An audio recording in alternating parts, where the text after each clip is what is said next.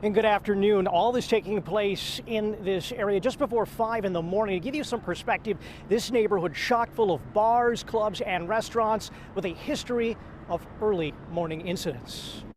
Pulled a couple times around a couple blocks and took off. Police began their investigation into shots fired at a group of people in the area of Franklin and Huron. The early morning gun violence bringing officers to the block in search of a black Chevy Impala that left the crime scene. Police say the vehicle was later located on Sawyer near Diversey. The driver nowhere to be found.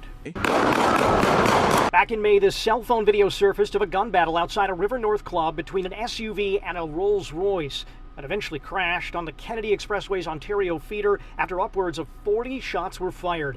The two incidents separated by blocks, but those blocks are also home to a handful of late-night bars and clubs. According to Chicago police data, shooting incidents for the district are up 55% so far this year compared to the same time period a year ago, totaling at least 17 shootings in the area compared to 11 in 2018. Wow, that's a lot more than I expected.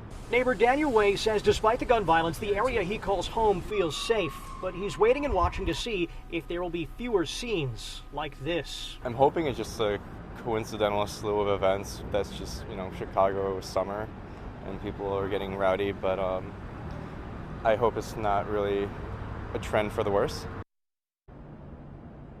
We reached out to the alderman of this area for comment on this story. No word back, at least at this point in time. Chicago Police Department saying you could expect additional patrols in this area, also increased plainclothes officers as a result of what happened. Live in River North, Jeremy Ross, CBS 2 News. Dave. Thank you for that report, Jeremy.